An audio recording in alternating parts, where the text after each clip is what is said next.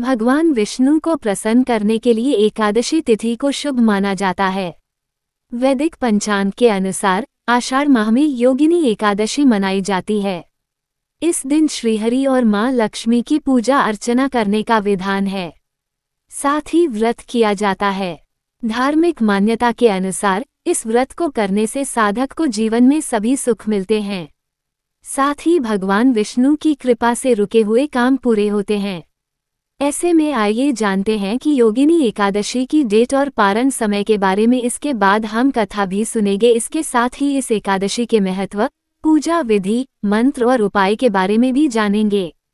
Yogini Ekadashi 2025 date और शुभ मुहूर्त।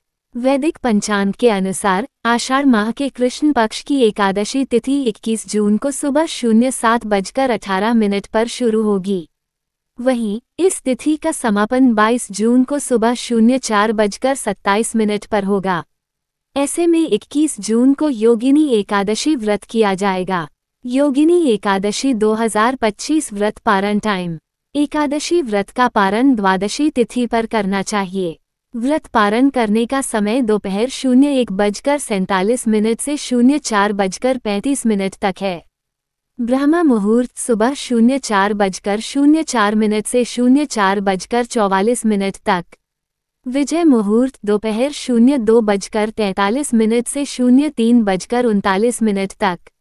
गोधूली मुहूर्त शाम 07:21 से 07:41 तक। निशिता मुहूर्त रात 12 बजे से 3 जून को रात 12:43 तक। योगिनी एकादशी 2025 दान। एकादशी तिथि पर दान करने का विशेष महत्व है, तो ऐसे में योगिनी एकादशी के दिन पूजा करें और मंदिर या गरीब लोगों में अन्न, धन और कपड़े आदि चीजों का दान करें। धार्मिक मान्यता के अनुसार इन चीजों का दान करने से साधक को धन की प्राप्ति होती है, साथ ही मां लक्ष्मी की प्रसन्न होती हैं। ऐसे करें मां तुलसी को प्रसन्न। एकादशी के दिन मां तुलसी की पूजा अर्चना करने का विधान है, तो ऐसे इस तिथि पर तुलसी के पास दीपक जलाकर आरती करें। ऐसा माना जाता है कि मां तुलसी की पूजा करने से धन से जुड़ी समस्या दूर होती है, साथ ही जीवन में सभी संकट दूर होते हैं। एकादशी व्रत करने के कुछ खास नियम हमारे पौराणिक शास्त्रों में दिए गए हैं, अतः ये व्रत इस प्रकार से किया जाना शास्त्र सम्मत है। वर्तमान समय में यह व्रत कल्पतरु के समान है तथा इस व्रत के प्रभाव से मनुष्य के सभी कष्टों दूर होते हैं तथा हर तरह के श्राप तथा समस्त पापों से मुक्ति दिलाकर यह व्रत पुण्यफल प्रदान करता है। अगर आप भी किसी श्राप से ग्रसित है तो उससे मुक्ति पाने के लिए ये दिन बहुत खास है। योगिनी एकादशी की पूजन विधि। तारांकन योगिनी एकादशी से जुड़ी एक मान्यता के अनुसार इस दिन स्नान के लिए धरती माता की रज यानी मिट्टी का इस्तेमाल करना शुभ होता है। इसके अलावा स्नान के पूर्व तिल के उबटन को शरीर पर लगाना चाहिए। तारांकन एकादशी के दिन सुबह स्नानादि से निवृत्त होकर व्रत शुरू करने का संकल्प लें। तारांकन तत्पश्चात पूजन के लिए मिट्टी का कलश स्थापित करें। उस कलश में पानी, अक्षत और मुद्रा रखकर उसके ऊपर एक दिया रखें तथा उसमें चावल डालें। अब उस दिए पर भगवान विष्णु की प्रतिमा स्थापित करें। ध्यान रखें कि पीतल की प्रतिमा हो तो अति उत्तम। तारांकन प्रतिमा को रोली अथवा सिंदूर का टीका लगाकर अक्षत चढ़ाएं। तारांकन उसके बाद कलश के सामने शुद्ध देशी घी का दीप प्रज्वलित करें। तारांकन अब तुलसी पत्ते और फूल चढ़ाएं। तारांकन फिर फल का प्रसाद चढ़ाकर भगवान श्री विष्णु का विधि विधान से पूजन करें। तारांकन फिर एकादशी की कथा का पढ़ें अथवा श्रवण करें। तारांकन अंत में श्रीहरि विष्णु जी की आरती करें। ज्ञात हो कि एकादशी तिथि पर भगवान विष्णु के लिए व्रत रखा जाता है। मंत्र ओम नमो नारायण या ओम नमो भगवते वासुदेवाय नमः का 108 बार जाप करें। योगिनी एकादशी कथा। स्वर्गधाम की अलकापुरी नामक नगरी में कुबेर नाम का एक राजा रहता था। वह शिव भक्त था और प्रतिदिन शिव की पूजा किया करता था।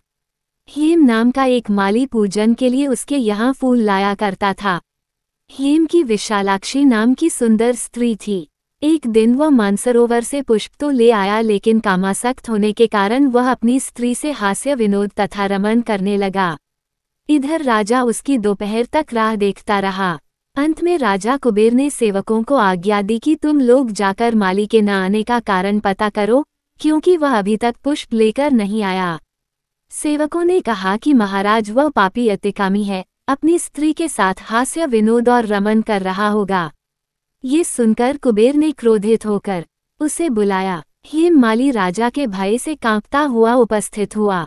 राजा कुबेर ने क्रोध में आकर कहा, अरे पापी, नीच, कामी, तूने मेरे परम पूजनीय ईश्वरों के ईश्वर श्री शिवजी महाराज का अनादर किया है, इसलिए मैं तुझे शाप देता हूँ कि तू स्त्री का वियोग सहेगा और मृत्युलोक में जाकर कोढ़ी होगा। कुबेर के शाप से हेममाली का स्वर्ग से पतन हो गया और वो उसी क्षण पृथ्वी पर गिर गया। भूतल पर आते ही उसके शरीर में श्वेत कोढ़ हो गया।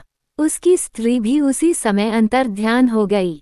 मृत्युलोक में आकर माली ने महान दुख भोगे, भयानक जंगल में जाकर बिना अन्न और जल के भटकता रहा। रात्रि को निद्रा भी नहीं आती थी, परंतु शिवजी की पूजा के प्रभाव से उसको पिछले जन्म की स्मृति का ज्ञान अवश्य रहा। घूमते घूमते एक दिन वह मार्कंडेय ऋषि के आश्रम में पहुंच गया, जो ब्रह्मा से भी अधिक वृद्ध थे और जिनका आश्रम ब्रह्मा की सभा के समान लगता था। हेममाली वहां जाकर उनके पैरों में पड़ गया। उसे देखकर मार्कंडेय ऋषि बोले, तुमने ऐसा कौन सा पाप किया है जिसके प्रभाव से यह हालत हो गई? हेममाली ने सारा वृतांत कह सुनाया। ये सुनकर ऋषि बोले, निश्चित ही तूने मेरे सम्मुख सत्य वचन कहे हैं, इसलिए तेरे उद्धार के लिए मैं एक व्रत बताता हूँ। यदि तू आषाढ़ मास के कृष्ण पक्ष की योगिनी नामक एकादशी का विधिपूर्वक व्रत करेगा तो तेरे सब पाप नष्ट हो जाएंगे। ये सुनकर हेममाली ने अत्यंत प्रसन्न होकर मुनि को साष्टांग प्रणाम किया। मुनि ने उसे स्नेह के साथ उठाया। हेममाली ने मुनि के कथनानुसार विधिपूर्वक योगिनी एकादशी का व्रत किया। इस व्रत के प्रभाव से अपने पुराने स्वरूप में आकर वह अपनी स्त्री के साथ सुखपूर्वक रहने लगा। इसके व्रत से समस्त पाप दूर हो जाते हैं और अंत में स्वर्ग प्राप्त होता है। भगवान कृष्ण ने कहा, हे राजन, ये योगिनी एकादशी का व्रत 88,000 ब्राह्मणों को भोजन कराने के बराबर फल देता है। योगिनी एकादशी व्रत के नियम। आषाढ़ कृष्ण एकादशी के एक दिन पूर्व यानी दशमी तिथि को रात्रि में एकादशी व्रत करने का संकल्प करना चाहिए। तारांकन अगले दिन सुबह स्नानादि सभी क्रियाओं से निवृत्त होकर भगवान श्रीहरि विष्णु तथा लक्ष्मी नारायण जी के स्वरूप का ध्यान करते हुए शुद्ध घी का दीपक, नैवेद्य, धूप, पुष्प तथा फल आदि पूजन सामग्री लेकर पवित्र एवं सच्चे भाव से पूजा अर्चना करना चाहिए। तारांकन इस दिन गरीब, असहाय अथवा भूखे व्यक्ति को अन्न का दान, भोजन कराना चाहिए तथा प्यास से व्याकुल व्यक्ति को जल पिलाना चाहिए। रात्रि में विष्णु मंदिर में दीप दान करते हुए कीर्तन तथा जागरण करना चाहिए। तारांकन एकादशी के अगले दिन द्वादशी तिथि को अपनी क्षमतानुसार ब्राह्मण तथा गरीबों को दान देकर पारणा करना शास्त्र सम्मत माना गया है। तारांकन ध्यान रहे कि इस व्रत में पूरा दिन अन्न का सेवन निषेध है तथा केवल फलाहार करने का ही विधान है। तारांकन दशमी से लेकर पारणा होने तक का समय सत्कर्म में बिताना चाहिए तथा ब्रह्मचार्य व्रत का पालन करना चाहिए। महत्व: योगिनी एकादशी से समस्त पाप दूर हो जाते हैं और व्यक्ति पारिवारिक सुख पाता है। यह व्रत सभी उपद्रवों को शांत कर सुखी बनाता है। योगिनी एकादशी का व्रत करने से समृद्धि की प्राप्ति होती है। माना जाता है कि इस व्रत को करने से 88,000 ब्राह्मणों को भोजन कराने के बराबर पुण्य प्राप्त होता है। यह व्रत तीनों लोकों में प्रसिद्ध है। इस व्रत को विधित रखने से सिद्धि और सफलता मिलती है। कहते हैं कि इस व्रत के प्रभाव से किसी के दिए हुए श्राप का निवारण हो जाता है। यह एकादशी समस्त आदि व्याधियों को नष्ट कर सुंदर रूप, गुण और यश देने वाली कही गई है। वर्तमान समय में यह व्रत कल्पतरु के समान है तथा इस व्रत के प्रभाव से मनुष्य के सभी कष्टों दूर होते हैं तथा हर तरह के श्राप तथा समस्त पापों से मुक्ति दिलाकर यह व्रत पुण्यफल प्रदान करता है। आज की वीडियो में बस इतना ही। आशा करती हूँ वीडियो को देखने के बाद आपको जरूर ही कुछ जानने और सीखने को मिला होगा।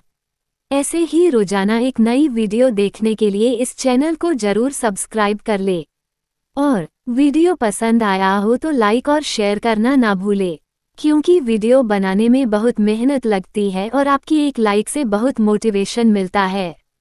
राधे राधे। हरे कृष्णा।